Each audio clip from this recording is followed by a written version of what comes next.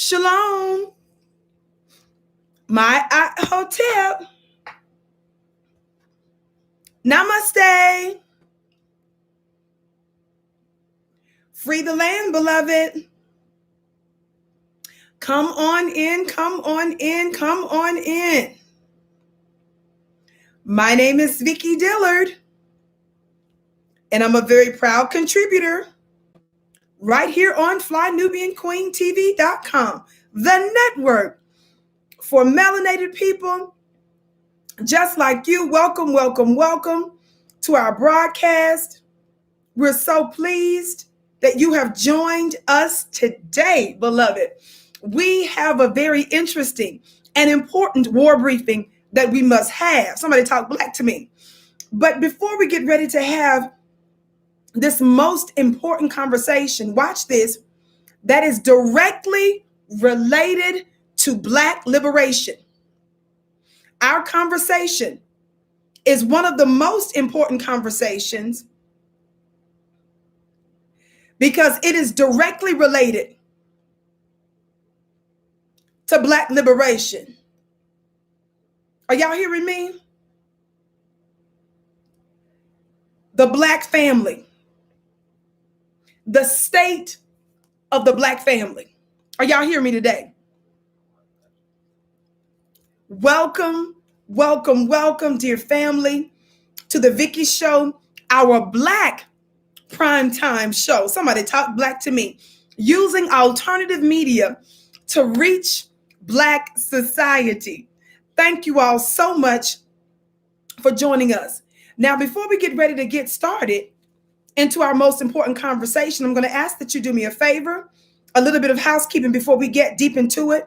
And so I thank you for your indulgence. I thank you for being patient.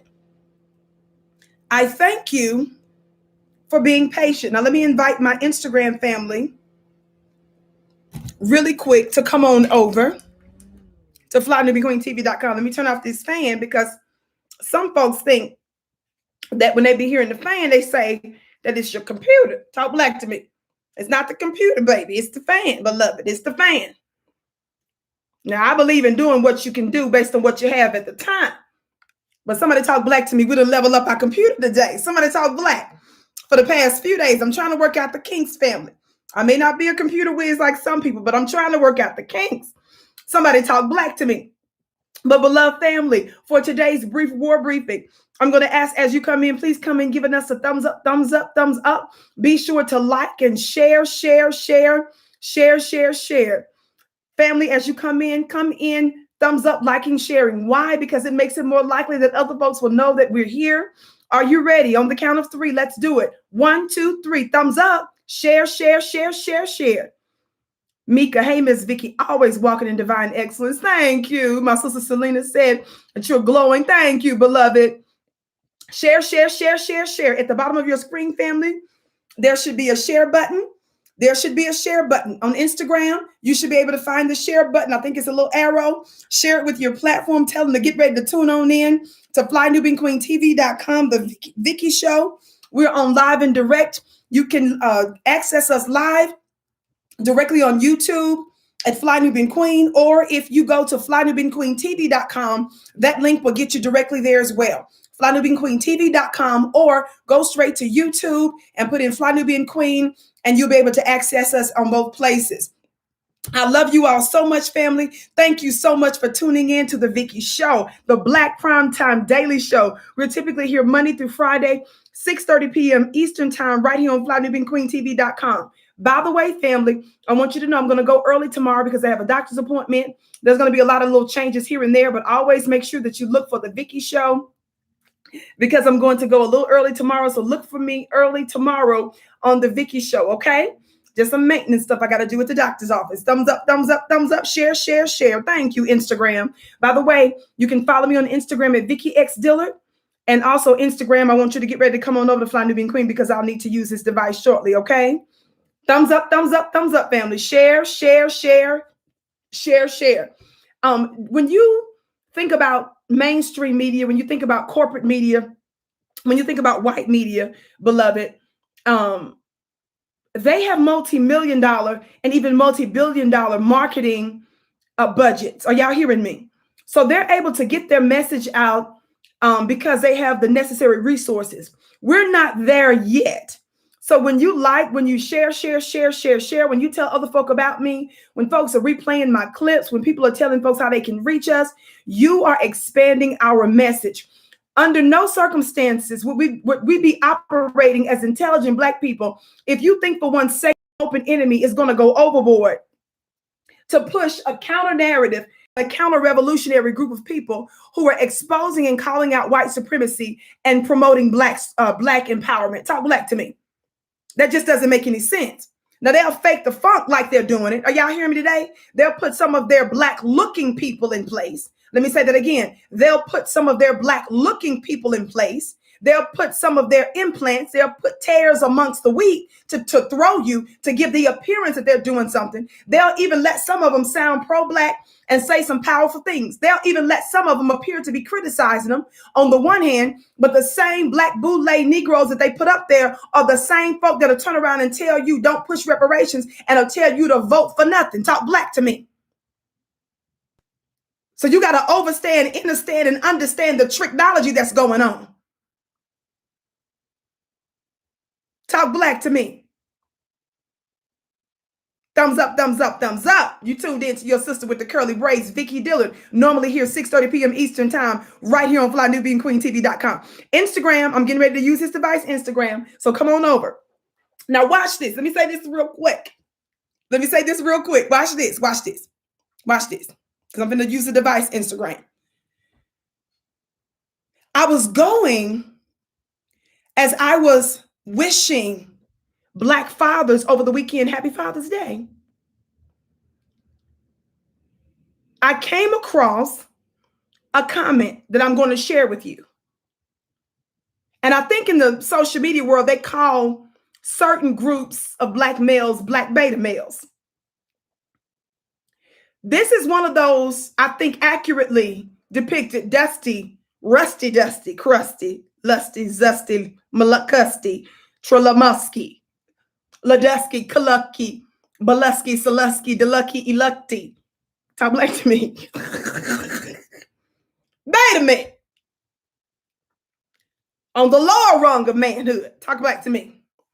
So I don't usually like to jump off and use those kinds of terminologies. Talk Black to me.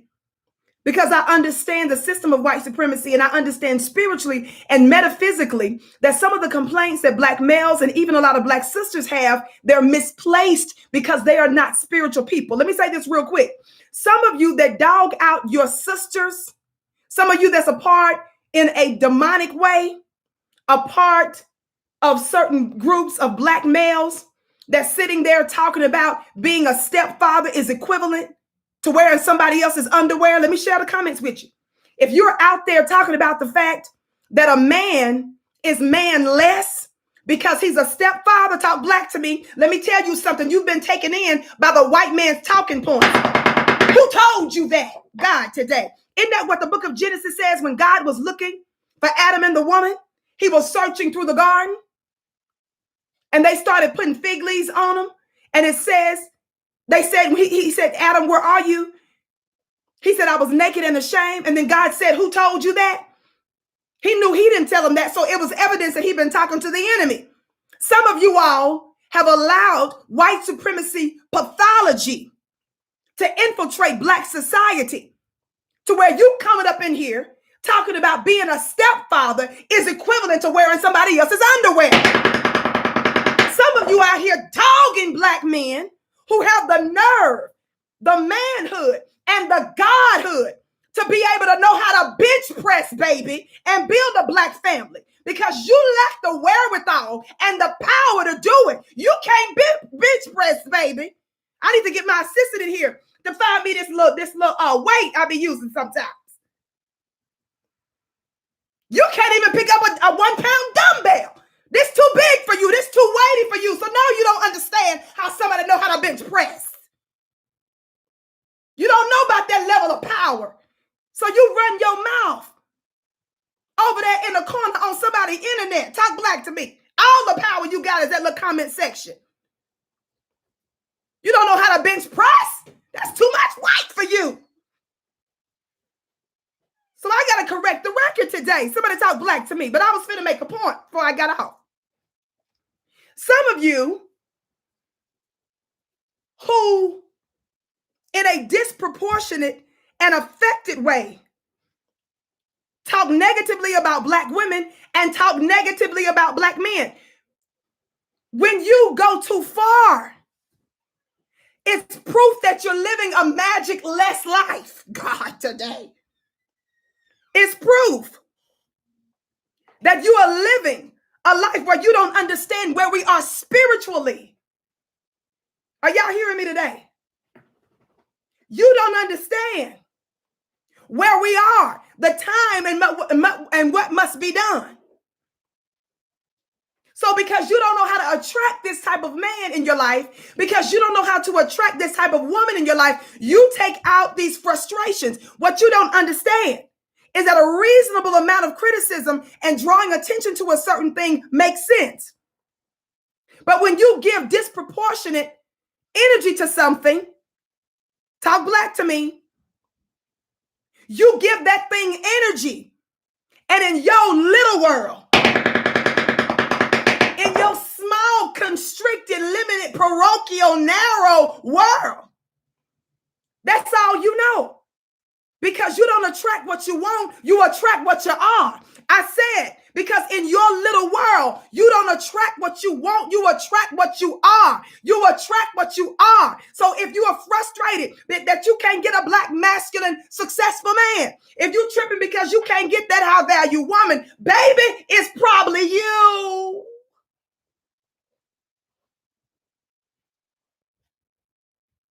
Thumbs up, thumbs up, thumbs up. So let me get ready to show you what I posted on Instagram today. So Instagram, I'm finna hang up. And I want to talk about okra. How many of y'all know about okra? Somebody say, we eat our vegetables over here on the Vicki Show. We believe in okra and kale. For those of you who don't know, that's weird. They're affectionately known. Oprah Winfrey and Gail King are affectionately known amongst Black grass society, amongst the BGR, which means Black grassroots. They're known as okra and kale. Talk black. We know that Oprah, who was the original, one of the original OG anti-black feminist, anti-black male feminist. Some of y'all that's new out here dogging black men, you better watch what Oprah's doing. Oprah is an OG. Oprah made billions.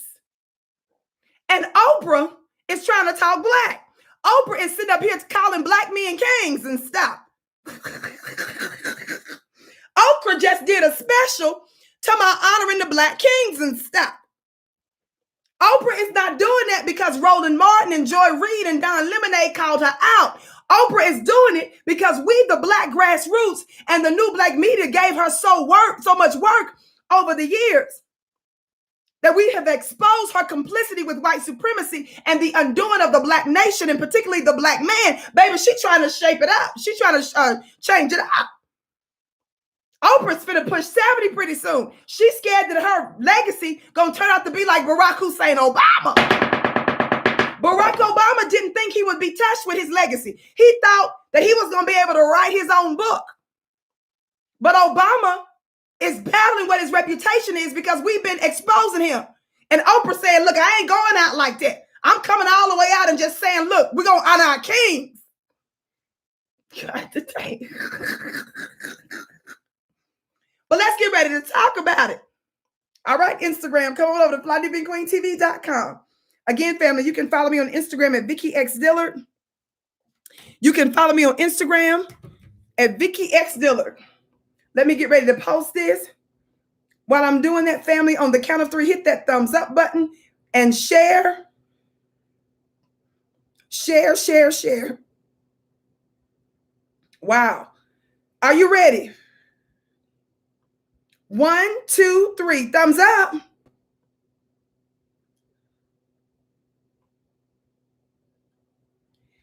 Share, share, share, share, share. Share, share, share, share, share, family. Thumbs up, thumbs up, thumbs up. Share, share, share, share, share. Thank you so very much Thumbs up, share, share, share. All right, family, let me get with this. I'm almost done posting this. All right. This is me again letting folks know on Instagram, my personal Instagram, to let folks know to come on over. Don't forget, tomorrow I'm going to be going live a little early, so look for the Vicki Show early, okay? Thumbs up, share, share, share. Thumbs up, thumbs up, thumbs up. Thank you all so much. Now, this is what I posted on the Instagram page earlier today, just what I said just now, right? Can y'all see this? Let me try to be still. This is what I posted on Instagram earlier today. Let's see. That's Oprah with her guest on the show. Let's see. And this is the scene to a clip I want to get ready to play in just a moment. So you all don't think I'm making this up. Look at what the background says. It says OWN Spotlight. Of course, OWN is her former network that she used to own all the way, but she don't own it all the way anymore. Talk black to me. That doesn't mean she's still not doing shows and content for it and getting a little bit of money, little pennies and stuff here and there, but it ain't like what it used to be. Okay, this is a photo from that interview. Can y'all see this? Hold on.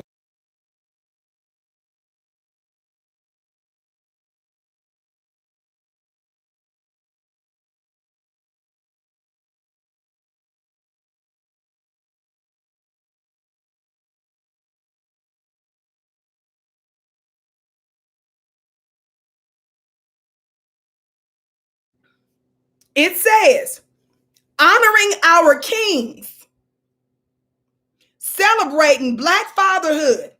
Yes, LOM strikes again. That's right, Jackson. For those of y'all that don't know LOM, L-O-M, let somebody in the chat help you out.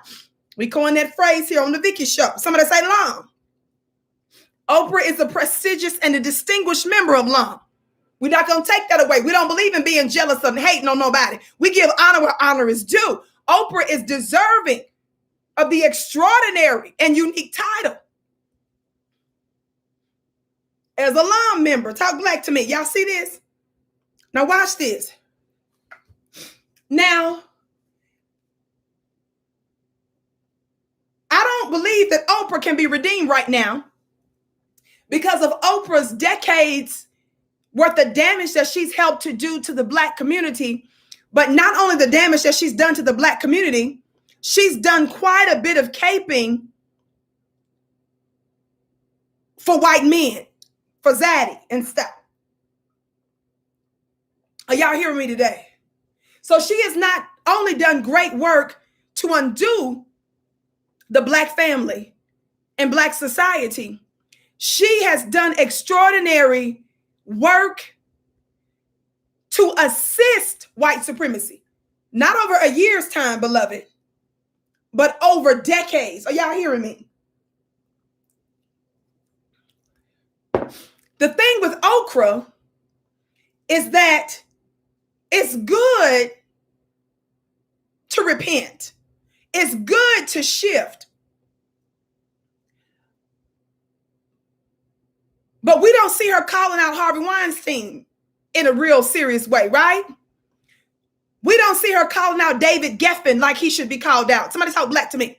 She is not giving us the secrets and the inside knowledge that we need to have on the infrastructure of white supremacy domination within media. Talk black to me, somebody.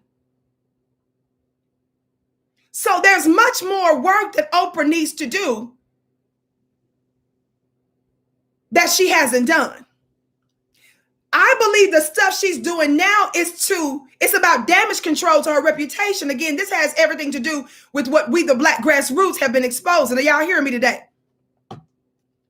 Thumbs up, family. Thumbs up, share for today's brief war briefing.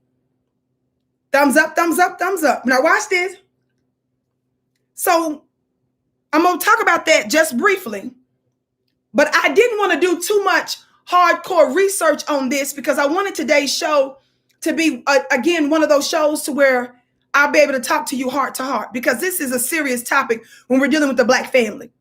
When we're dealing with relationship type stuff, when we're dealing with this kind of stuff, family, it's serious. And it has to do with the war against Black people. So whenever it comes down to relationship type stuff, when it comes down to the male role, female roles, those kinds of things, all of this is my business.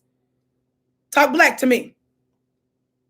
All of this is our business. The Black family, having a strong and healthy Black family, is the headquarters in this war against white supremacy. And it's the springboard, and it's the foundation upon which we're going to build a new world and a new reality. Are y'all hearing me today? This is no small thing. Now, I've done numerous shows over the years exposing Oprah's manifold sins and her comrade, Fail King. So you're just going to have to go pull up my name, Vicki Dillard, and then pull up Oprah's name, pull up Gail's name, and look at the many shows that I've done so that you can be brought up to speed. Because sometimes people just start talking to us and why y'all attacking another Black person? Oprah did good things. Oprah opened up a school, and you're totally ignorant of the goings on. Somebody talk Black to me. You're just a passerby, and we trying to help educate you. You new, and it's okay to be new. It's okay to be new. Just be willing to learn, just willing to be open, okay? Now watch this. So back to this point before I go to Oprah. So over the weekend, I was wishing on Twitter, on my Instagram stories, on my personal YouTube page, right? I was wishing the brothers happy Father's Day, right? Fan page, my fan page was doing it, all that, right? And as you all can imagine, it's impossible for me to read all the comments. And to be honest with you, when I do read some, it's only a small handful. And because our show is aired on other platforms, it's impossible for me to even know what all is being said, in different, quite literally around the world. So those times that I take a few moments to look at some of your feedback and what you're saying, it's quite fascinating, right? Whether it's a hater or a troll or whatever the situation is, we come across all kinds of comments as well as a lot of supporters. Well, this little fella by the name of Eric J. We're just going to say Eric J, right? Eric J.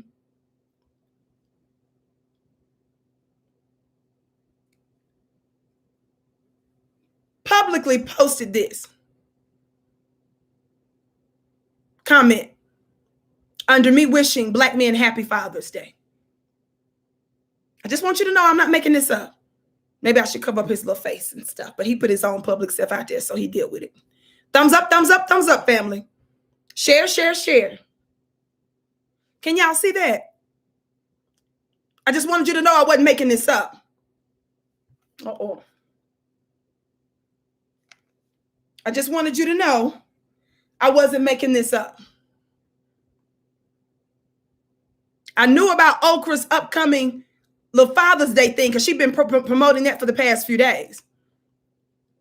But this right here, I was looking at these types of comments, and I just said, this one really stands out. Of all the madness, this one has particular interest to me. So I need to look, we need to examine this very briefly. Now, this little fella by the name of Eric says, being a stepfather is like wearing someone else's underwear. Oh, this is going to be a brief war briefing today. Look, Eric James said, Eric J, said, being a stepfather is like wearing someone else's underwear.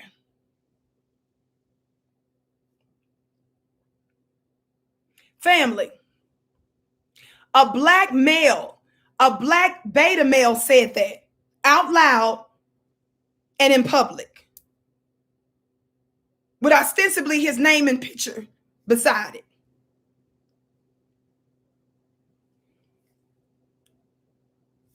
I'm seeing more and more comments like that, and more alleged black men making fun of other black men who marry and who takes on the family, raises the family, provides for the family, protects the family. I want you all to know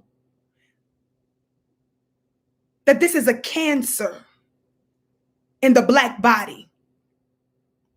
And we need to eradicate this satanic and this demonic white supremacist talking point.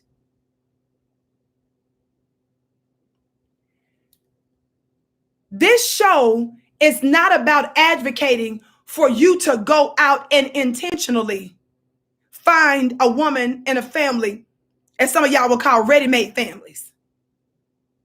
But even if you did, so what?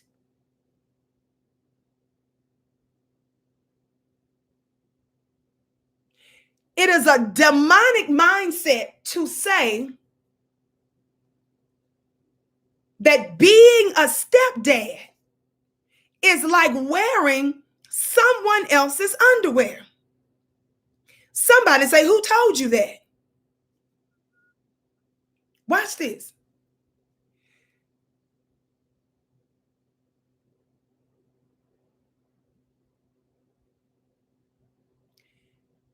The black family, after nearly 5 centuries of unmitigated and unabated hell, oppression, and destruction. Y'all listen. The black family, after nearly 5 centuries of hell, are y'all hearing me today?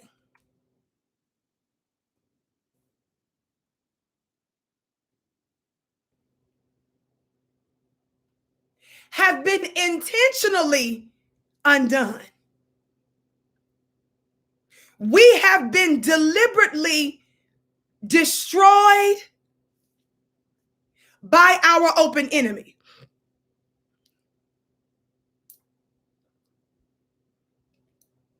And they started with the destruction and the attack on the black family.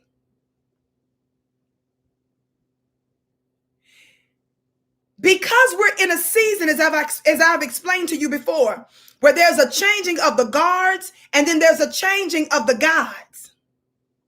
There's a new world order and there's a new reality that's coming into existence where the black family, we will no longer be the tail, but we will be the head. We won't be beneath, we'll be above, and we'll be the rulers. As the original civilizers, we're getting back to ruling our planet based on freedom, justice, and divine equity. As our world begins to shift to bring this new reality, family, into being, it's messy. Because it's been war. It's messy because it's war.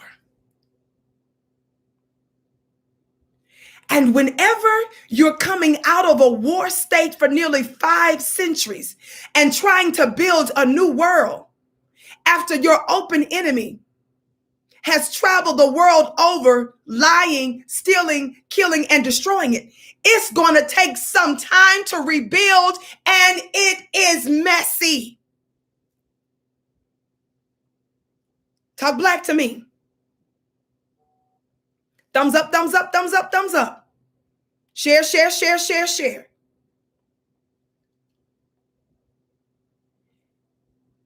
So our open enemy destroys our families. And as we're working to rebuild our families, you've got dusty beta males out there talking about that those that would endeavor to rebuild it, those who would engage in the noble job of restoring it, you mock them and you discourage the black man from rebuilding his own family. True fatherhood is never solely based on one's DNA, one's RNA, and one's bloodline. I said, true fatherhood has never been based on just one's DNA, one's RNA, and one's bloodline.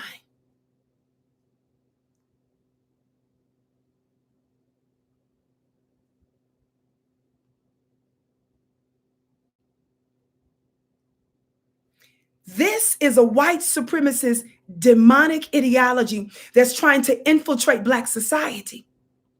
And the problem I have with it is that those that many of you support, give your money to, subscribership, share, and like, and you clip these individuals' videos on your pages, are those who say that children are liabilities.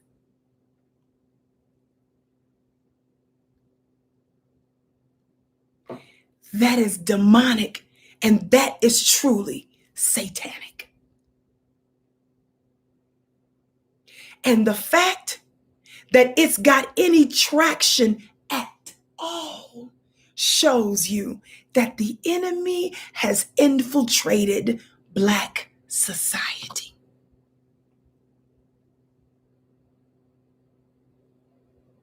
If you individually choose not to marry someone who has children, that's fine.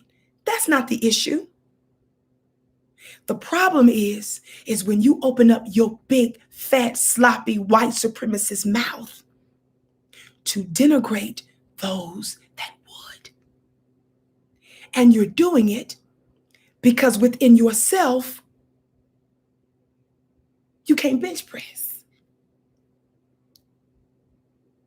You're 6 foot, 220 pounds over there in the corner at somebody's gym, lifting a 2-pound weight, thinking you're doing something. That's your level. I understand why it was seen to be an impossibility, because that's your level. Leave the hard work to the real gods out there. Leave the building work to the builder. Because that's what a true man, that's what a true father would do, especially because we're coming out of war. In preparation for today, I was reminded of the process of demolition. Thumbs up, family. Share, share, share, share, share.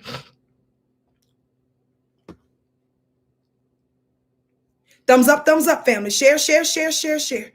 Watch this, watch this, watch this. Before I share some stuff with you from my heart, I want to talk to you briefly about this. And I know you're like, Vicki, what is this about?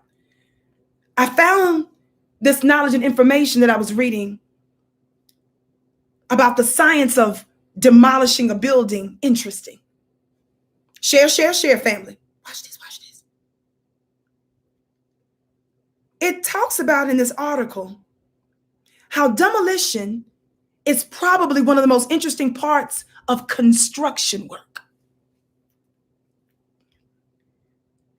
Demolition is one of the most interesting parts of construction work. Because see, when you're thinking about construction, many folks, the first thing we think of may not be demolition, right? But demolition is a part of construction. Talk Black to me. Listen, as you keep sharing. Thumbs up. Watch this. It says, as we build more structures, there comes a point where we need to demolish old ones, either for safety reasons or to make room for newer buildings. Demolition is the process of dismantling a building by pre-planned or controlled methods.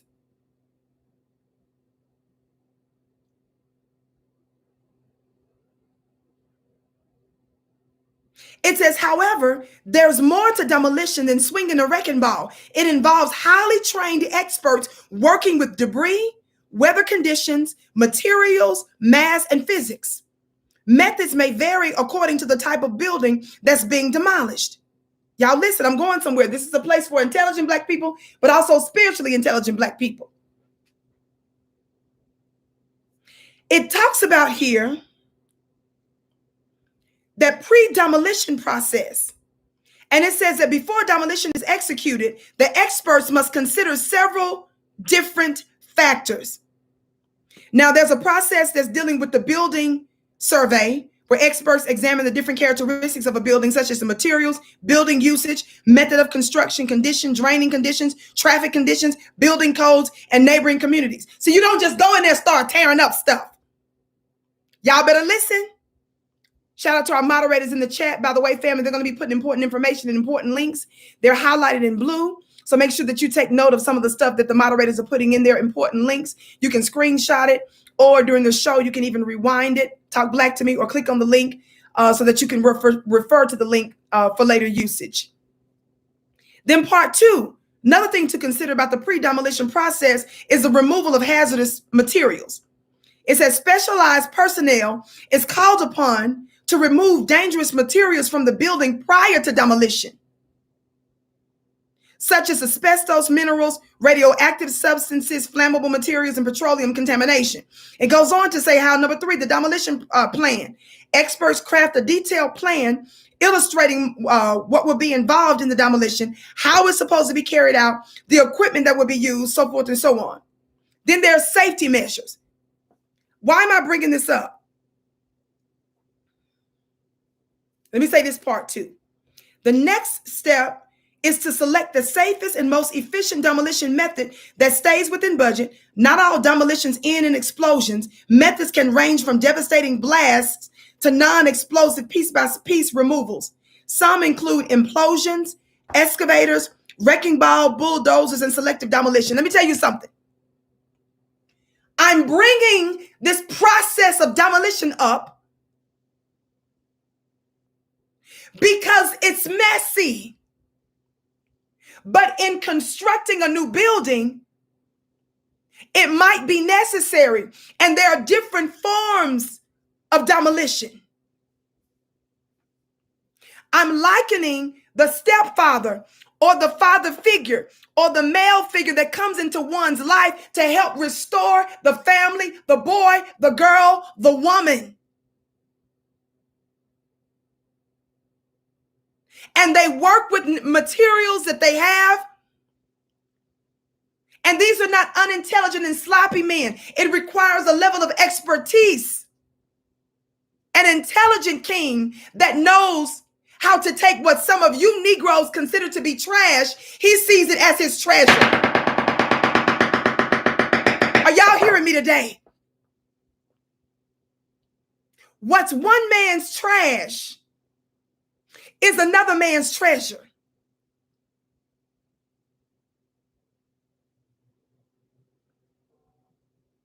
And recognizing that the family has been undone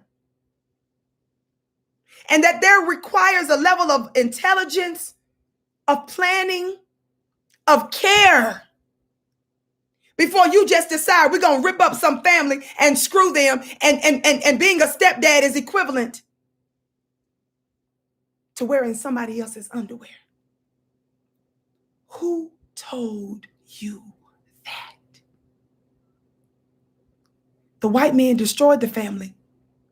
And now you're coming in saying that Black men who are willing to rebuild it are crazy. People who are pushing this kind of mindset, family, they are enemies to Black society. I said they are enemies to Black society. I said they are enemies to Black society. What's one man's trash is another man's treasure. And because it's too weighty for you, you're going to open up your mouth and mock it. When you say such things, brothers, you are showing your extraordinary weakness, your fragility.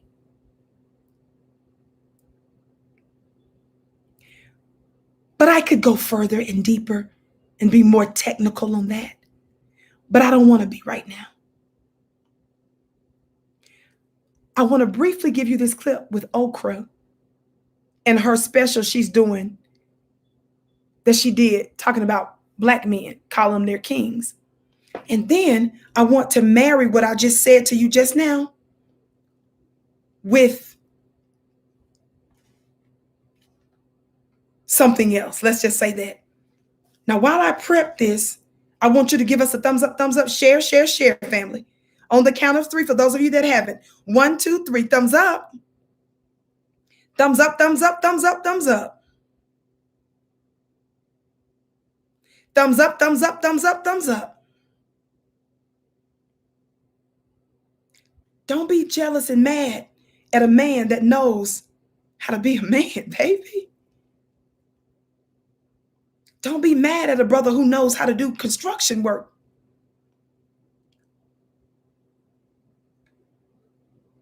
Who knows the proper material to use and how to build a family, how to build a woman, how to build children and raise them and rear them and provide and protect for them.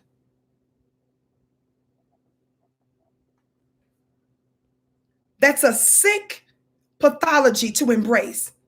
And you should be considered an enemy amongst Black society. We will not normalize that, and I'm not. And I don't give a doggone how many of y'all over there talking about, well, I understand why so-and-so said that.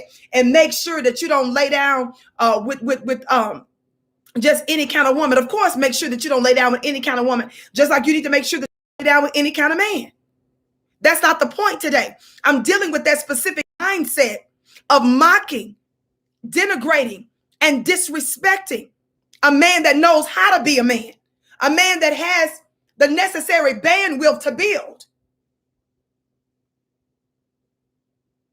Copyright disclaimer under Section 107 of the Copyright Act of 1976. Allowance is made for purposes such as fair use, criticism, comment, news reporting, teaching, scholarship, and research. Fair use is use otherwise permitted by copyright statute that might otherwise be infringing. Nonprofit, educational, or personal use tips to balance in favor of fair use. I just want you to listen to a little bit of this clip. And I'm going to say this. Some of y'all need mamas and daddies. See, some of y'all don't have mamas and daddies.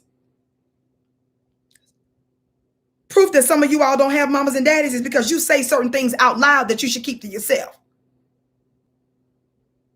Talk Black to me. Proof that some of y'all don't have mamas and daddies is that stuff that some of the stuff that you say out loud, you would know not to say out loud. You would keep some of that stuff to yourself. I'm not giving you money for walking. Watch this. Hold on. Let me cue this. Let me cue this. Watch this. Listen to how Oprah starts this.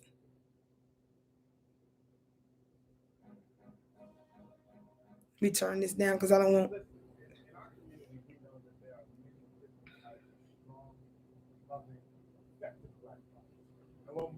Watch this. Okay, here we go.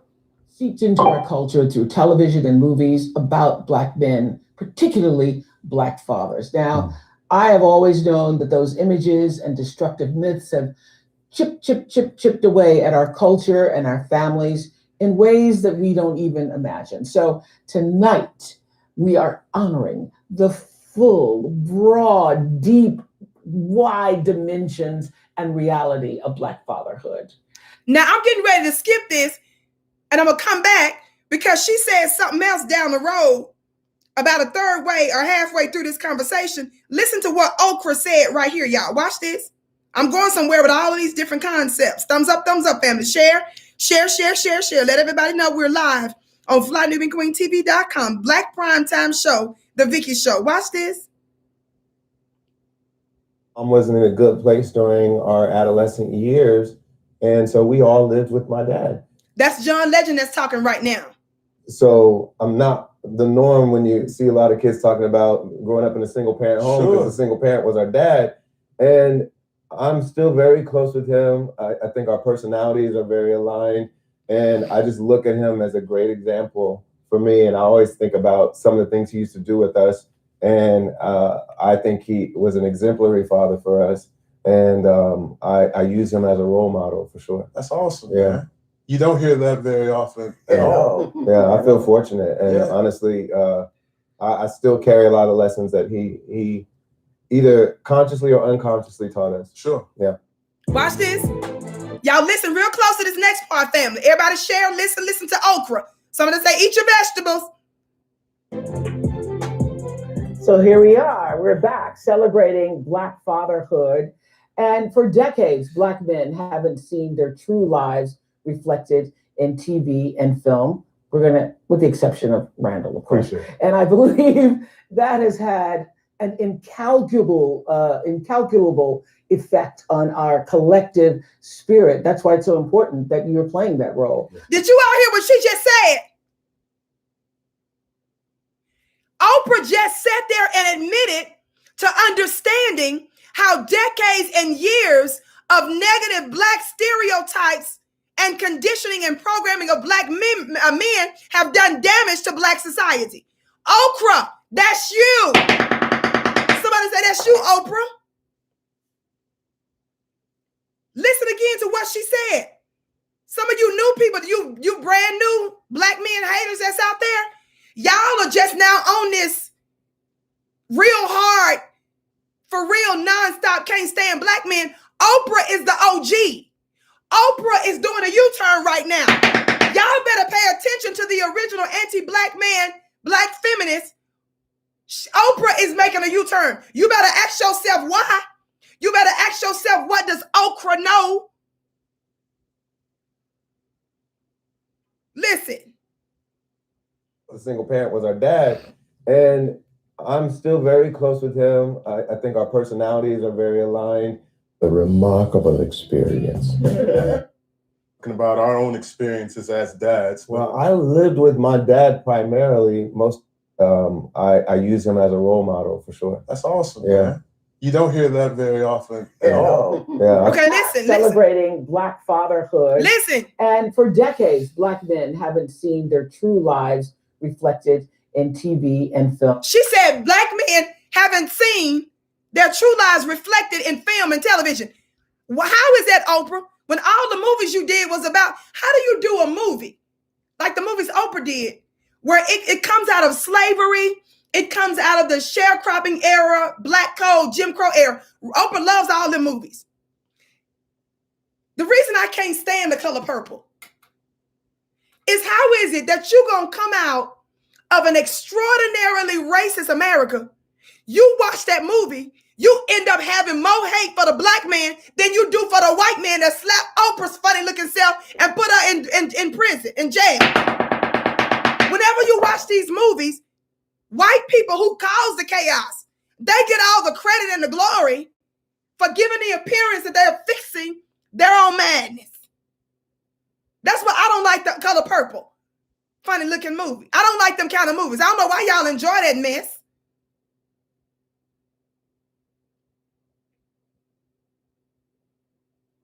The kind of movies I like is The Birth of a Nation, that if it ends right. The kind of movies I like is Samuel Jackson. The name of that movie was called A Time to Kill.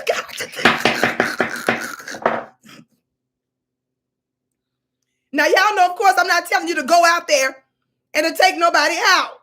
I always teach you to be responsible and intelligent and follow the rules. But I'm just saying, that movie that Samuel Jackson is in called A Time to Kill, it's a blessing and an honor and a glory to watch that movie. I get peace on the inside. God, today. I like Samuel Jackson in that movie. It's a movie. I'm not talking about real lives, brother. I'm talking about in the movie. Samuel Jackson said, we got a system here in Mississippi. Samuel Jackson said, these things that murdered, that raped my little girl and left her for dead, but she survived. He said, okay. Some of y'all may say he ain't no high value man, but Samuel Jackson in that movie is a high value man.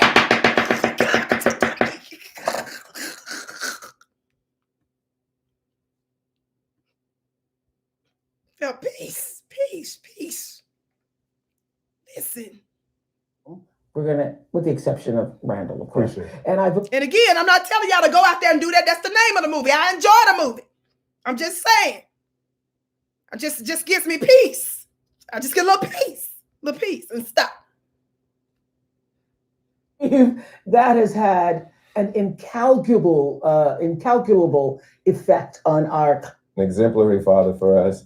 And I use him as a role model. One more time, because y'all cannot miss what Oprah is admitting here. Watch this. Oh, for sure. That's awesome. Yeah. Man. You don't hear that very often at all. Yeah, I feel fortunate. And honestly, I still carry a lot of lessons that he either consciously or unconsciously taught us. Sure. Yeah. Okay, hold on, family. Hold on.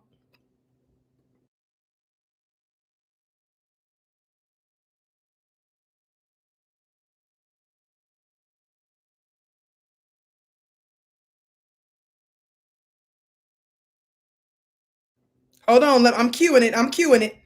Just so you know, this is what you're looking at. This is the fella she's sitting down talking to, but she's going to be introducing other fathers here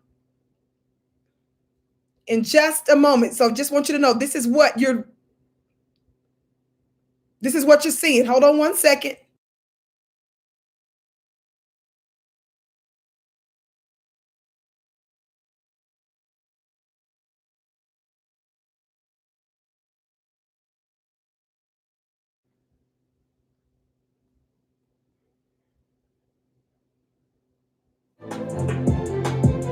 So here we are. We're back celebrating Black fatherhood.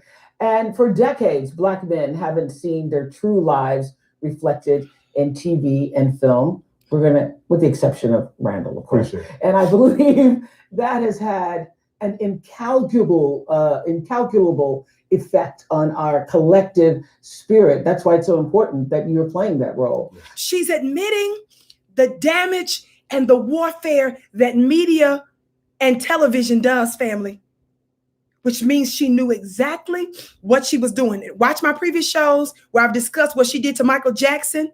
He was dead after nearly a decade, how she dogged his legacy. She's been made a greater fool of. We gave her so much work. Oprah was trying to fix that. How many of you all know that on Oprah's big Instagram page, Oprah removed some of her posts related to that Michael Jackson's accusers that were completely debunked? That Oprah was forced to remove some of those posts promoting that. How many of you all remember that? That's because of us, the Black grassroots, that gave her that work.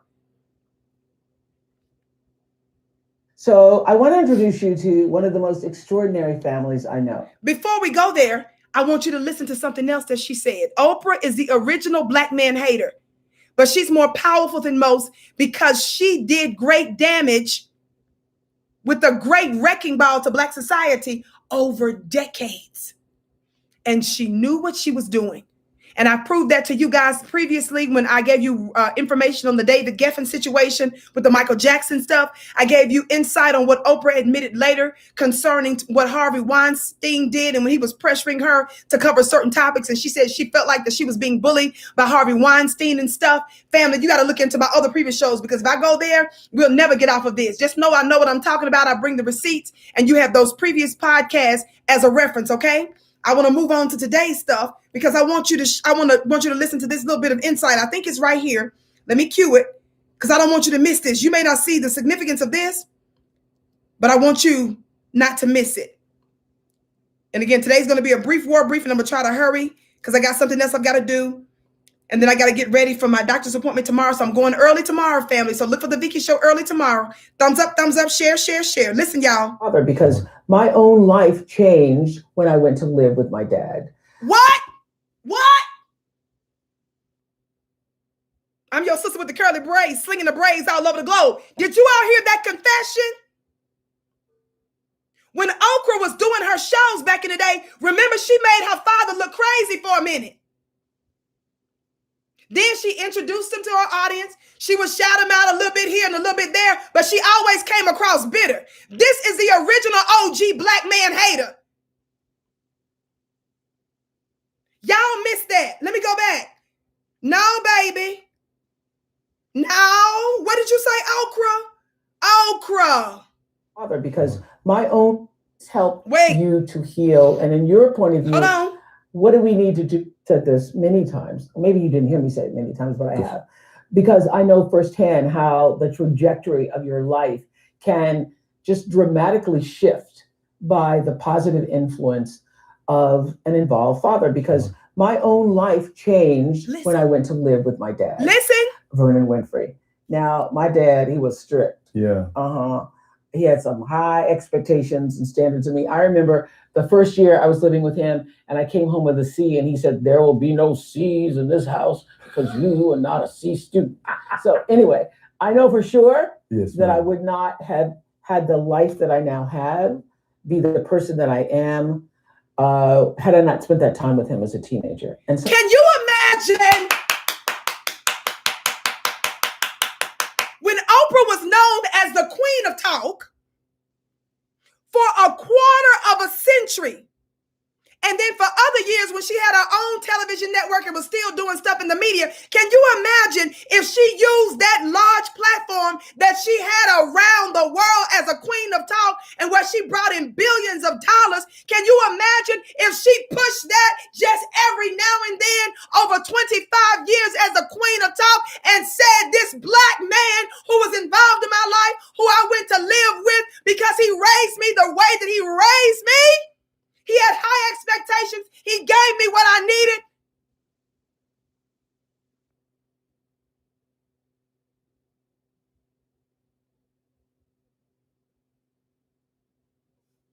That would have messed with her ratings, though.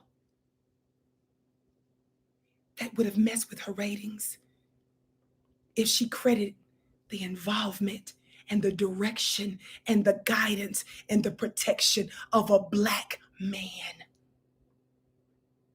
I told you today I didn't want to go statistic on you. I didn't want to pull up a whole bunch of technical receipts and talk about the actual numbers of black fathers who are actually more involved in their lives than any other people group. Black men are found to be the most involved in their lives. They've made you believe that the black man is the worst of the worst of the worst, but I'm not going to even go there with the statistics. I'm going to talk about some little things that matter to me today for today's brief war briefing. While I do that, family, everybody thumbs up, share, share, share.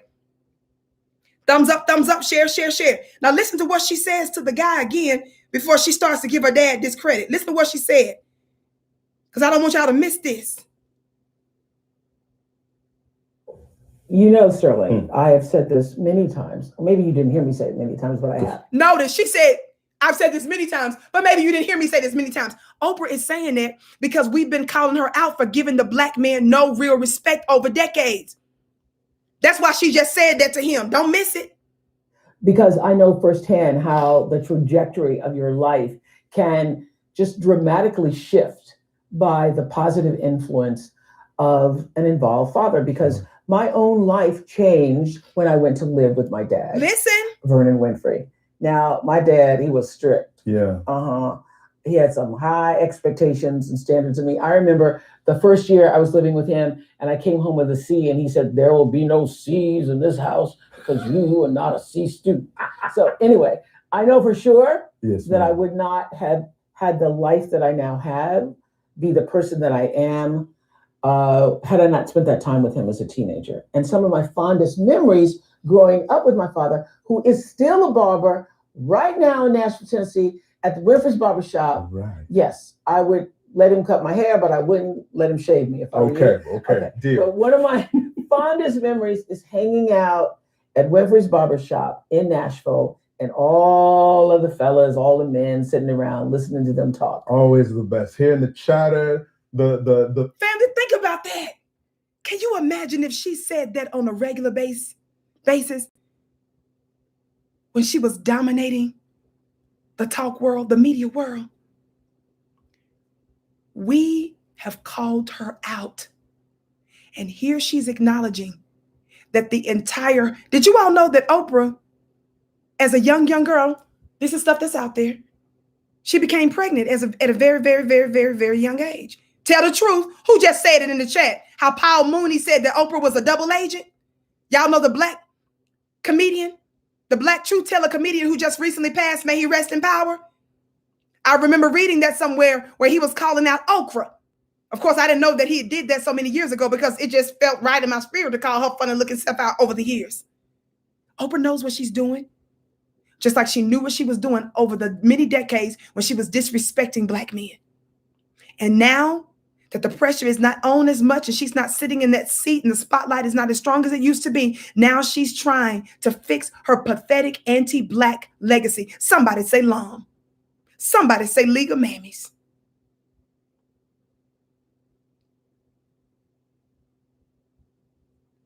But that's not the only father. Y'all know there have been many Black men who were not only deeply involved in their child's life, but actually shaped it and caused them to be great. One such man that some would consider to be a mixed bag, but nevertheless, he was extraordinarily intriguing to me when I started to read about his story. Who is Richard Spencer? Do you all know? I've done whole shows on this man. Who is Richard Spencer, family? I mean, excuse me, the devil is a lie. Richard Williams. God, today the devil is a lie. That's a white supremacist, Richard Spencer.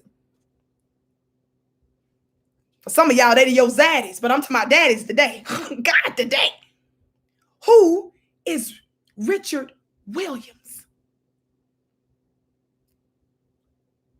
Yes. Venus and Serena's father, right? Somebody just said, you asked yourself, why it right now? I just told you why now with Oprah.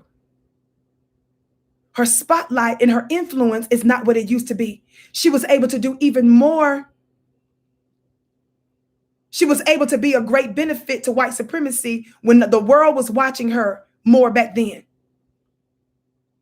And family, because we have alternative media now, we don't have that extra filter to where we've got to go through white corporate media outlets now. We're starting to speak for ourselves, and not just Vicki's individual voice or this Black member's media voice. It's our Black collective voice that's doing great damage and causing a counter narrative to prevail.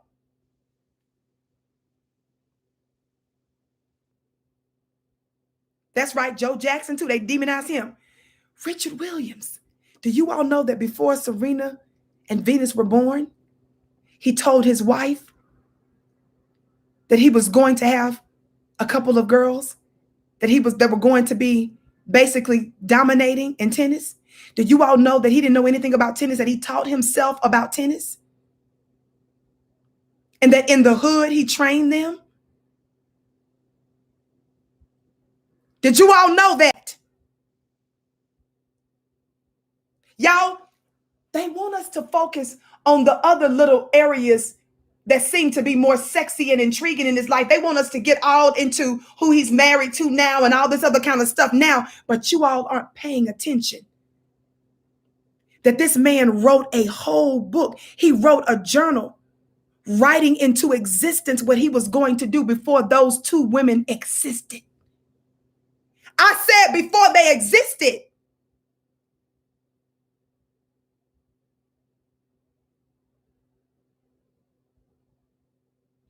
These are stories. And when the white media gets a hold of Black dads, they turn them into whatever else they want them to turn into. How many of y'all remember when I did a show on Richard Williams?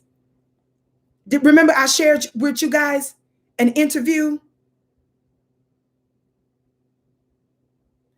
that Venus Williams' dad did? And the white reporter was trying to chip away at her confidence, and a Black masculine man came in there and shut it down. I know I can get it. I know I can get it. The sound is low, family. I know I can get it. No. Very confident. Very confident. You say it so easily. Why? Because I believe it. And let me tell you why. What she said it with so much confidence the first time.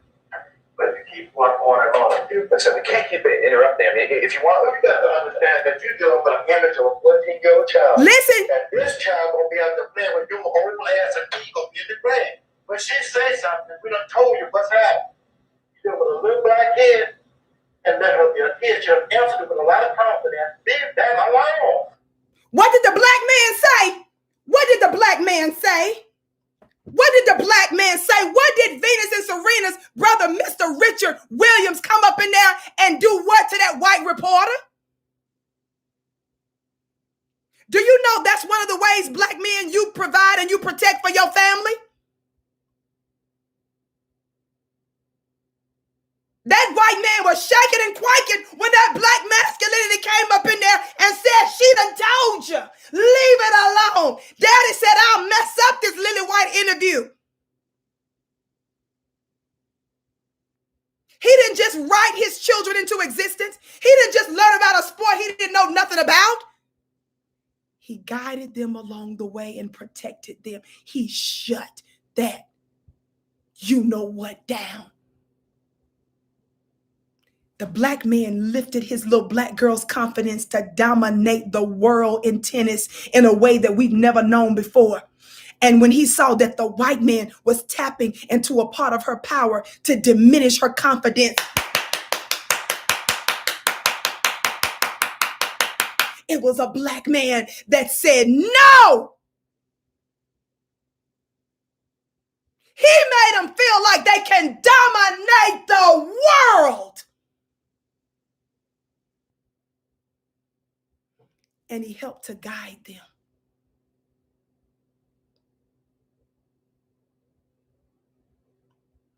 And what did the white media do to their dad the whole time they were in tennis? Remember, they tried to make him look like he was a pariah. Remember, they tried to make him look like he was an animal. This for you. Somebody just said hammer time. This for you. Talk black to me. Let me tell you something. Thumbs up, share, share, share. By the way, family, make sure that you join my weekly mastermind for only $1 at clubvicky.com. I talk about these spiritual principles there. Clubvicky.com. Your life will never be the same. Join for the first month for only $1. Club VICKI. Get it as a gift for you and 10 other people. Cash app them and say join today. And the amount after that, after 30 days, is very, very, very reasonable for a life that can be changed. Listen to me.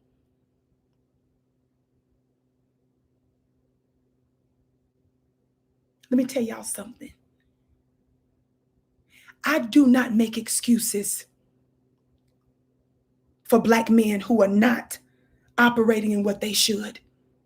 But because I have a spiritual understanding of the time and that there's a new world on the horizon and how it's written that we would almost be destroyed, but there's only going to be a remnant. It's going to be enough of us to build a new nation. I don't get discouraged and dog out all black men.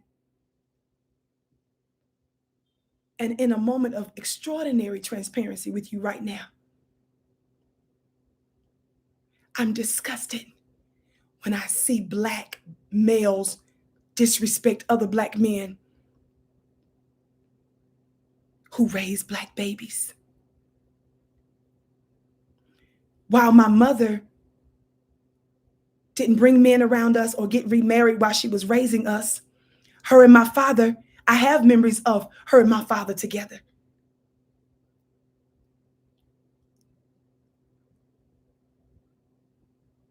And then when they separated, that's how we ended up being raised by both my mom and my maternal grandparents in Mississippi.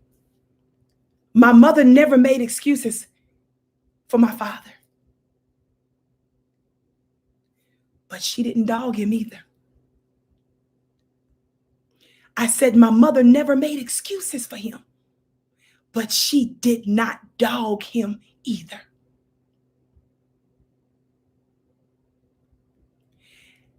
And so as a child, being reared by both my mother and grandparents, maternal grandparents, it was my grandfather who was the male influence in our lives. And while my grandfather was certainly not our stepfather, he stood in the gap as a man to put a roof over our heads to make sure that we weren't living in the projects and that we didn't have a roof over our head. Because I got quite a few siblings. When it was PTA day, some of us were going to middle school, some of us were in junior high, some of us were in high school. My oldest two brothers and sisters, they were a little older, so they were already out of either high school and getting ready to go to college and so forth. So Mama couldn't go to all the PTA meetings in one day. Guess who went to the other PTA meetings? I said, guess who went to the other PTA meetings? While Mama was running around with 2 and 3 other kids, guess who stood in the gap and showed up at the other PTA meetings? My grandfather. Guess who showed up when we graduated? Guess who showed up when we had plays? How many of y'all used to play school and play like you was doing shows at home? I would do that with myself and my other 2 siblings. We were the 3 youngest. We would tell Mama and them we're doing a play in the house. Mama would come, grandmama would come, granddaddy would come. One of my sisters is a sous chef now. She's been cooking since she was a little girl I named the name of her restaurant when we was a little girl. She would use my mama's and grandmama's and granddaddy's food that they paid for, charge them to eat it, and they would pay the money to eat at her restaurant in their house.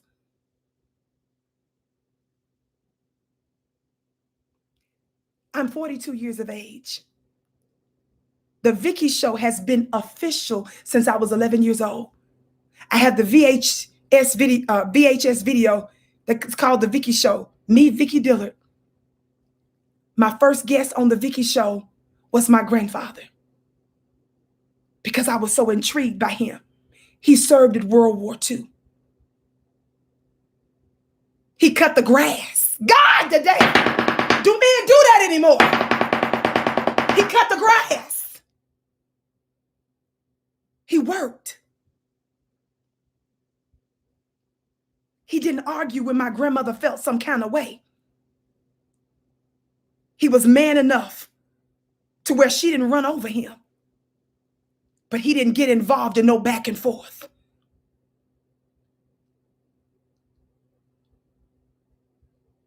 My grandmother always loved for us to scratch her head. That soothed her. Sometimes my grandfather would do it. And at 70-something years old, 60-something years old, 70-something years old, I would see my grandfather have my grandmother sitting on the floor and he would scratch her head.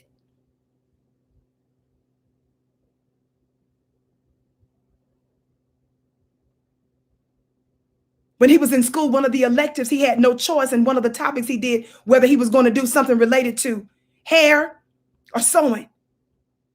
He was raised, and I want my sister to make sure I get this right. I believe he was raised by a stepfather. Is that right? Because his father was dead. His father, I think, died in World War I. Is that right? How dare you make fun of another man that comes into somebody else's life? His father was dead and another man married his lovely mother and loved him. How dare you?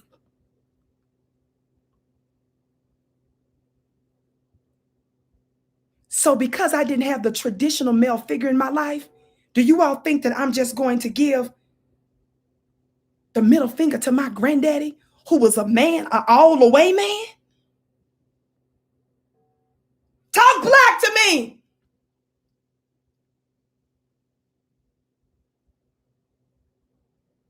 I said was an all-the-way man.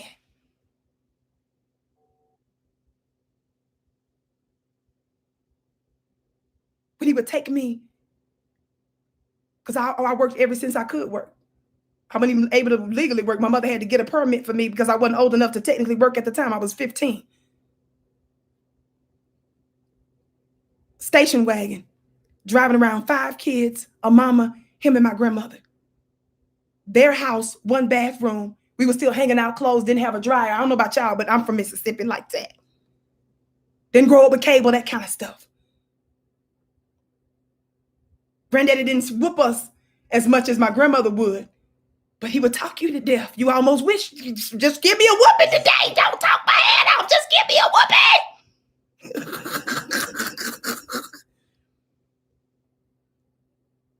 He was a giver and a server. I can go anywhere right now in the city I grew up in. And when they hear my grandmother's name, when they hear my grandfather's name, I get blessings and favor because of their legacy.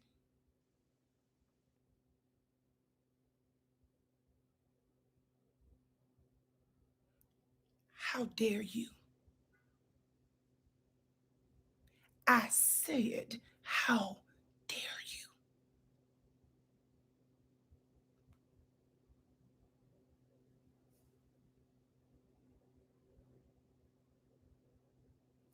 Am I mad at my father? I never had that kind of anger growing up because my father wasn't involved in our life as much.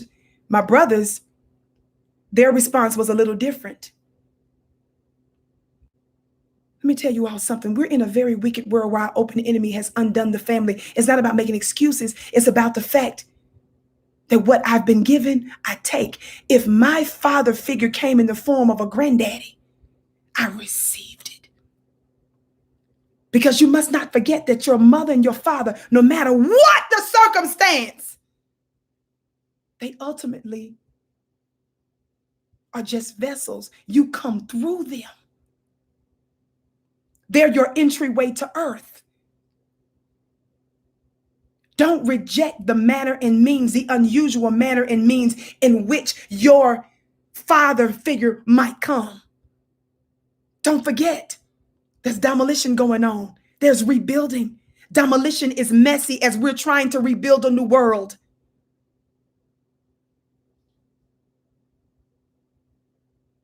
Why don't you see me doing nonstop back-to-back shows on dogging black men, including my ex?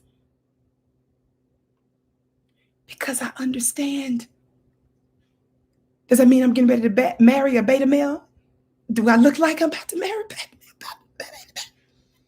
Of course, I keep my current relationship status secret for obvious reasons.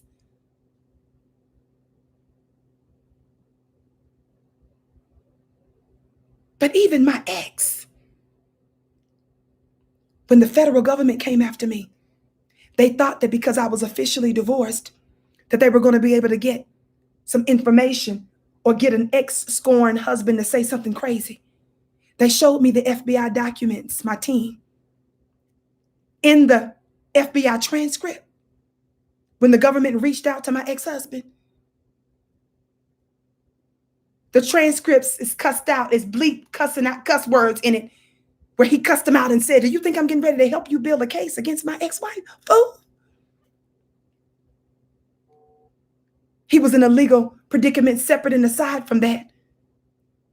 And he was begging to be a witness and to speak on my behalf because don't nobody know who you really are like the person that used to live with you.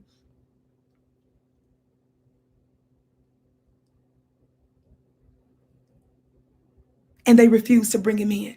He stood up against them, cussed them out, and said, I wish you would. I received that. I had a whole lot of you professional looking brothers back in the day wanted me to make deals with the government. One black brother who at one time got on my nerves and didn't know how to talk to me. When he realized that I was being railroaded by the US government, he went in himself to talk to FBI agents and said, you guys are going to try to build a case against her. I couldn't stand that man. But he didn't have his knees knocking in the face of our open enemy and met with them personally and said, how dare you? So I ride and I receive from my brothers in the manner in which it's given to me. I know that this is not the only world. Some of you, I'm going to say this and you ain't going to like it, but too bad, so sad. Thumbs up, share, share, share. Some of you have tried to give me some work because of the network I'm on. Because you disagree with something that other people are saying about him.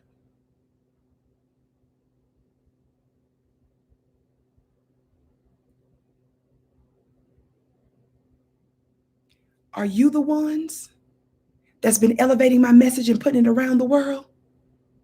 Are you the ones that partner with me to help grow my business? Are you the ones that launched my message to the world and allows it to be heard in different places and different spaces? Yes, we disagree on stuff, but on the foundational, fundamental stuff, we agree. But then you say, are you caping for that person, Vicki? The person that I defended early on, he said things that I totally disagree with. Does that mean we throw that individual all the way away? A part of a real masculine man's job and duty is security. They're producers. God, today, you can afford to talk some noise when you're building, when you are providing. So yes, fool, I have respect for someone that respects and launches my message. There are many people out there in the digital ethers that don't ever say my name. Talk black to me, let alone push my message, and let alone cut the check.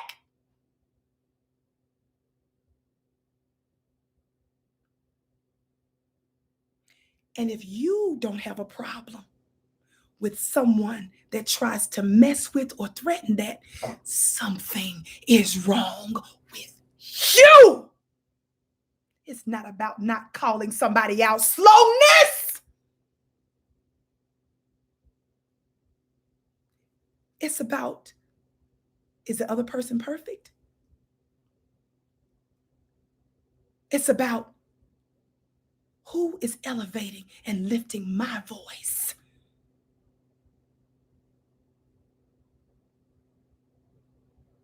You got people that pretend I don't even exist.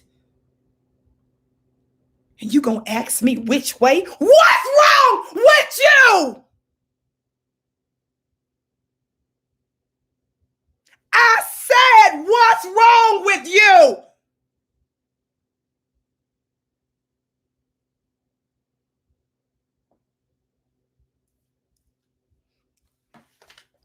Let me tell your funny looking self while you trying to throw away every black man you can think of. If you can forgive Joe Biden, God, today, if you can still call Bill Clinton a decent man, if you running around here calling Trump Mr. President, former Mr. President, and Joe Biden Mr. President after the screw job he's done to black society, I know you can forgive a black man. If you can call Joe Biden Mr. President after the damage he's done to our families, when it's your open enemy that stole us, destroyed us, stole our labor, stole our intellectual property, destroyed us, set us on fire, if you can forgive them, the ones that's responsible for the undoing of our family, what you look like telling me about mine? Funny looking self. Thumbs up, thumbs up, thumbs up. Now let me say this so I can get out of here. Because I told you I didn't want to be scholarly or scholastic deep today. I wanted to talk from my heart. Because y'all done lost y'all mind. Some of y'all just need some mamas. And let me say to you, some of you all this. I know that because when I was in the belly of the beast, I was listening to sick mindsets and inmates and prisoners. And I said, my God, I didn't know why. You crazy. Some of them was in the prison with their mamas. So y'all crazy because y'all need mamas and daddies. Sometimes when people don't have that structure, guess what? Sometimes in other ways, we end up filling in the gap for them, not even trying to. Don't get mad, beloved. Some of you are upset with the older generations. Just do what you do. Sometimes God lets you be upset and angry. The reason you can see the problem is because maybe you have the solution.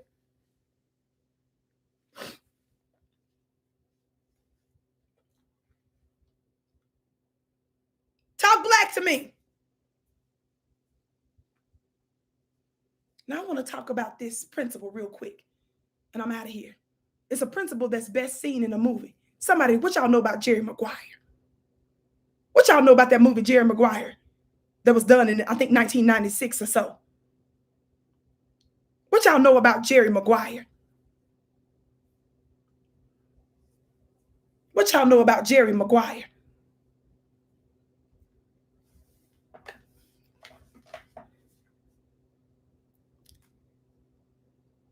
It's been a minute since I've watched the movie, but I thought about it before I came on today. I thought about Marcy Tidwell. How many of y'all know Marcy? M-A-R, I think she spelled it M-A-R-C-E-E, Tidwell. Somebody put Tidwell in the chat. T-I-D-W-E-L-A. What y'all know about Marcy Tidwell? What y'all, who is Marcy Tidwell? Let me see if I can. Who is Marcy Tidwell, family? I want us to use a movie as an example, because it'll make it easier for you to understand where I'm going with this,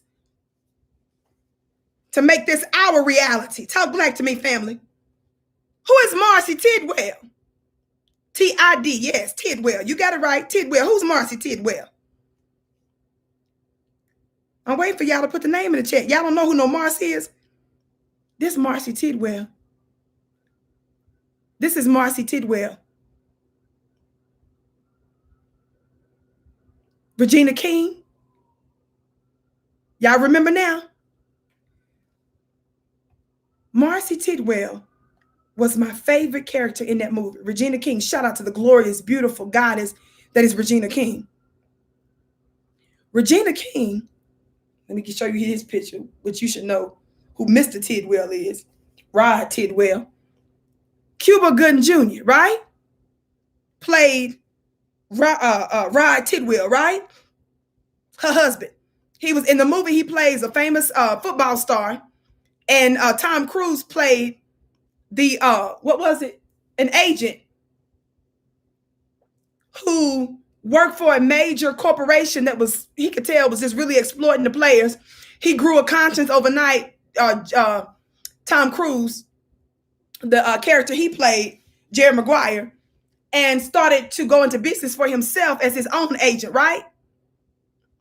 Now, there's a couple of things that I want to say that we need to take from Rod Tidwell. Now, let me tell you what black masculinity looks like. I'm going to use a movie to make my point today, because this is making the point better than I can on my own. I want to talk about some black family principles, and I also want to talk about another principle that a powerful black man understands. Somebody say, show me the money. Somebody put it in the chat. A black man know to always talk to another white man about his money. God, today. Somebody put in the chat, show me the money. This should be something we saying in reparations. In addition to cut the check, don't worry, but every now and then it's okay to put a football and a money sign and say, show me the money. Somebody say, show me the money.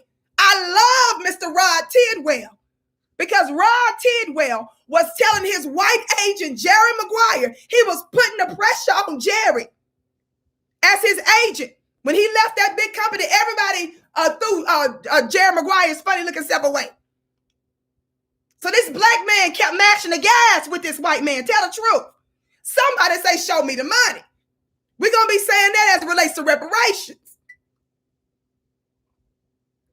We're reviving that today on the Vicki Show. Thumbs up, share, share, share. Watch this. I know y'all like Vicki is not talking about no movie. Yes, because these are some powerful principles from this movie that we should live by. Show me the money. Watch this, watch this. I want to quote him.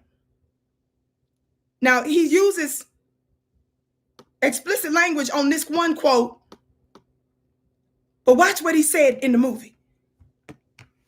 Cuba Gooding, who plays, again, Rod Tidwell, the football player that Jerry Maguire is an agent for. Rod Tidwell was a problematic athlete. He was a problematic football player for the team.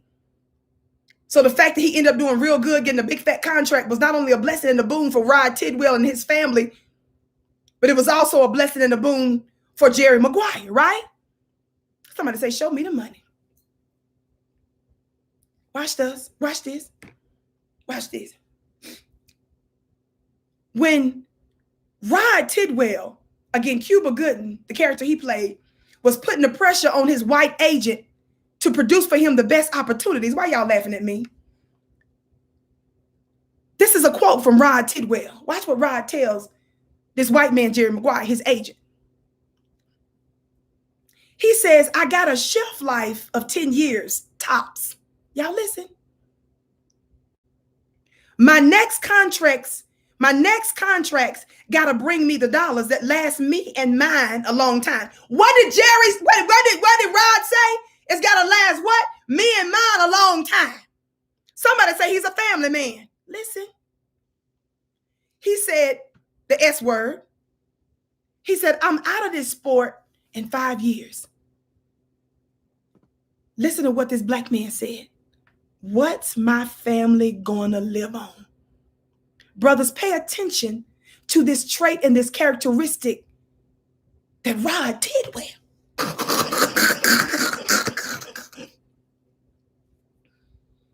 And Jerry Maguire, his focus was on providing for his family and legacy, right? Watch this, watch this, watch this, watch this. He said, and I'm quoting him, he said, what's my family gonna live on, huh? What you gonna get me? Y'all listen. So I don't wanna hear about your S. That's what he told the white man. He told him, look, I don't wanna hear about whatever it is you're going through. God today. But that ain't all. I'm going somewhere. Listen to this. Thumbs up, thumbs up, thumbs up. Share, share, share, family. Watch this. Why y'all laughing at me? Listen. Don't forget to join my weekly mastermind at clubvicky.com. The link is in the chat. Clubvicky.com for $1. Also text the word Queens to 31996 so that you can get on our phone list. Listen. Rod Tidwell also said this. He said, anyone else would have left you by now. That's what he told Tom Cruise, because Tom Cruise didn't have no more clients. Rod Tidwell was his only client when he left the company. He said, anyone else would have left you by now. He said, but I'm sticking with you. And if I have to ride your ass like Zorro, you gonna show me the money. Brothers, when you take your role as a provider and a protector seriously, do you know that the Most High, that the universe will set up favorable circumstances and situations to help you and to bless you, no matter how insurmountable they seem, because you're willing to put in the work, you're putting in the demand, and you are taking on that responsibility? But when you are tripping every time you got to pay for your child's shoes, and when you act like that woman of yours is a burden to provide for, guess what? You are releasing an energy into the universe, telling the universe you stingy, you see it as a burden, you don't want to do it. This black man took on that. What kind of woman did he get? God, today! What kind of woman did Rod Tidwell, who was considered to be crazy and flamboyant to the white world, what kind of woman did Rod Tidwell have? I'm waiting for y'all to tell me. Somebody in the chat just said, woo! That's right. Listen, answer me, somebody. I'm gonna wait.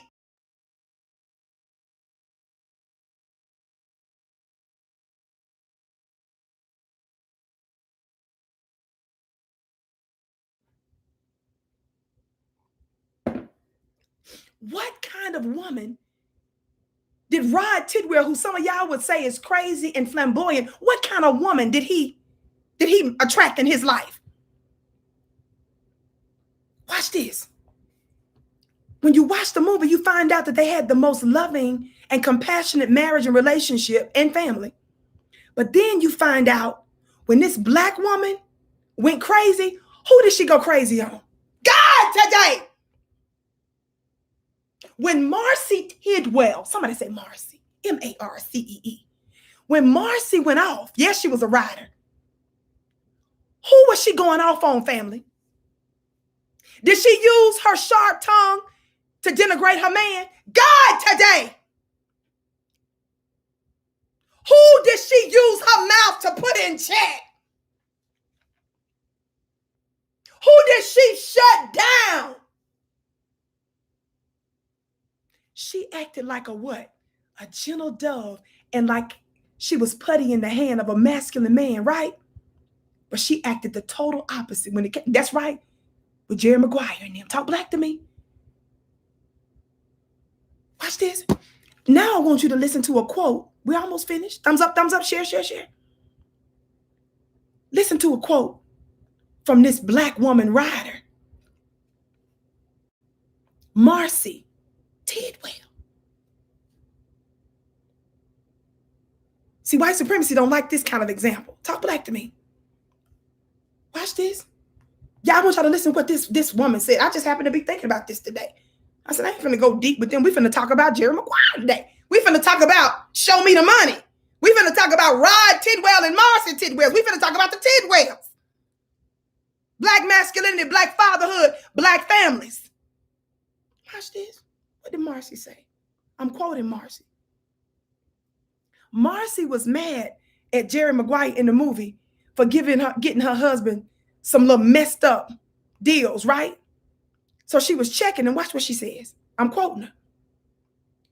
She says, now, I don't know what you do for your 5%, but this man, my husband, has a whole plan, an image. We majored in marketing, Jerry. And when you put him in a waterbed warehouse commercial, excuse me, you're making him common. God today. God today. Y'all better pay attention to the Tidwells. Some principles up in this movie, the Jerry Maguire. She said, you putting him in these waterbed commercials. She said, excuse me, you're making him common. Look how she talking about her man. Watch this. She said, he is pure gold. And you're giving him waterbed warehouse when he deserves the big 4? Shoe. I think she did this: shoe, car, clothing line, soft drink. God today. I said, this the black woman saying this about her man. Y'all better go sit down. She said the 4 jewels of the celebrity endorsement dollar. She said, you're making him common. Now, this is the part that got me. The most powerful statement she made in the movie, in my opinion. Do you all remember when her husband got injured on the field? Some of y'all that seen the movie, y'all help me with this. Thumbs up, share, share, share. Thumbs up, share, share, share. Answer me this, family. Notice that she didn't need nobody to tell her man was high value. She knew it and she acted like it because he was operating in an energy as a provider and a protector, and he saw it as an honor to do so. So because of what he was exerting, his force field, his magnetic field attracted that kind of woman. And we will beat you down over messing with our man that brings about security in our families. And you don't even need to ask us how or to do it. We don't need no instructions when you're doing what you're supposed to do, bruh. You just got to be the man. I didn't say talk the man. I said be it. And when you be it, you attract it. But I digress. How many of y'all remember, I got to go, when Marcy was at home with the family, her house was filled, and her husband in the movie, y'all, got injured in the end. Y'all remember that? She was freaking out because it looked like her man, her protector, her provider, her lover, was injured on the field and he wasn't getting up immediately, right? Marcy Tidwell talked to Jerry Maguire, the agent that was on the field, right? What did she say, family? Do y'all remember? Watch the movie later. For those of you that didn't, or those of you that don't remember, I'm quoting her here. She said a bunch of stuff to Jerry Maguire on the phone in that moment when she was scared that he wouldn't get up. What did she say? She told Jerry about her man. God, today! This is so powerful to me. She said, quote, this from Marcy, the black woman, telling this white man this, telling Zaddy this. No, she didn't say, show me the money in that moment. The black man already told Jerry Maguire, show me the money. Watch this. She said, my whole life is this family. Jerry. That's when she wasn't sure if her husband was going to be all right getting up off the field. She was freaking out, hoping that they was going to be able to revive him. Y'all remember what she said? Oh, somebody said they screaming from Japan. Thank you, Kayana Johnson, from screaming for me in Japan. Watch this. She said, my whole life is this family, Jerry. It doesn't work without him.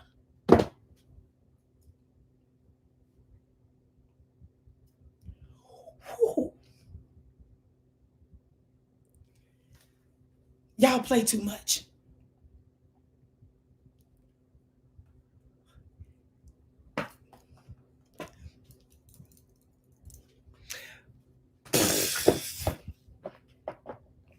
Yeah.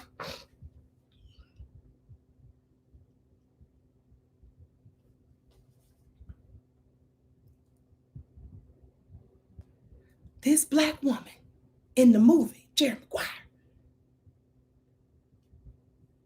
Marcy Tidwell, she said to Tom Cruise, who played Jerry Maguire in the movie, she wasn't sure if her husband was going to get up off that floor, off that field, rather, if he was going to make it.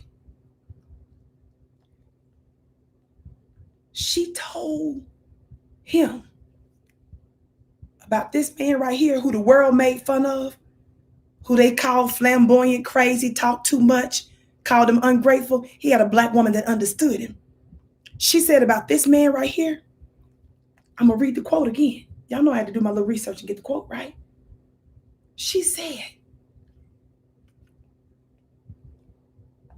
to Jerry, funny look himself, my whole life is this family. Jerry, it doesn't work without him.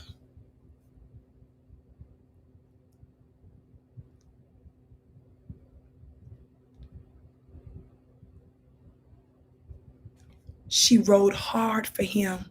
She was strong and incisive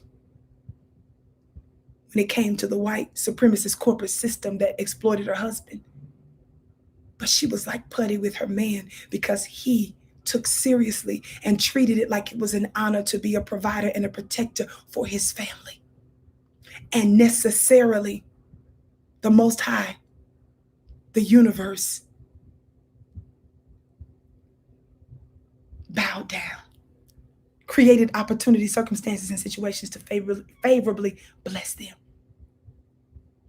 She said, my whole life is this family, Jerry, and it doesn't work without him. Yes, and the babies are a part of the package. I have no respect at all for any man that disrespects, mocks, or makes fun of another man that knows how to build. These are honorable things. And you humiliate yourself and you weaken your people. Your open enemy loves to hear you talk like that, think like that, because they know their side has an advantage. If you have enough black men that's dumb enough to say, to mock, and to disrespect other black men who know how to stand in the gap and who knows how to turn trash, alleged trash, into treasure. It's a demonic pathology. And yes, I'm having fun with you talking about show me the money in a movie, but there are some important principles that can be gleaned from male-female relationships. And the reason I don't go crazy with talking crazy about the condition of my people. It's because when you're building a new world, it's messy. It's going to look like a lot of demolition. It's going to look like a lot of stuff tearing up, but demolition is a part of the construction process. We must be careful how we speak about one another and how we treat each other. Are y'all hearing me today? I got to go. Love you to pieces. Make sure that you meet me tomorrow early. Let everybody know we're back on FlyNewBeingQueenTV.com. We're going to be simulcasting on multiple platforms here pretty soon at the same time that I'm on. Even though my show is re-aired at other times, it's a good chance that we're going to be airing live on other platforms at the same time. So stay tuned for that. Make sure that you let everybody know the Black Primetime Show, the Vicki Show, is on live on FlyNewBeingQueenTV.com, the network for melanated people just like you. Make sure that you sign up for my weekly mastermind at clubvicki.com for only $1 for the first 30 days. Follow me on Instagram at Vicki X Dillard. That's VICKI Vicki X Dillard. Make sure that you share. Family, be patient with each other. I'm not telling you to get yourself in a negative circumstance or situation with a brother or a sister that is not ready and in their right mind. But they say that the first law that they teach you as a doctor is to do no harm. Nobody is telling you to put yourself in a predicament, in a precarious circumstance.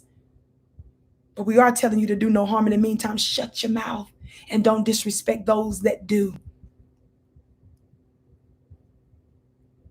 That's an enemy pathology, an enemy mindset. Vicki, you're awesome. Thank you. You all say some of the sweetest things. I love you to pieces. You are my bliss. I bow to you. I'm your sister with the curly braids. I can't wait to see you again.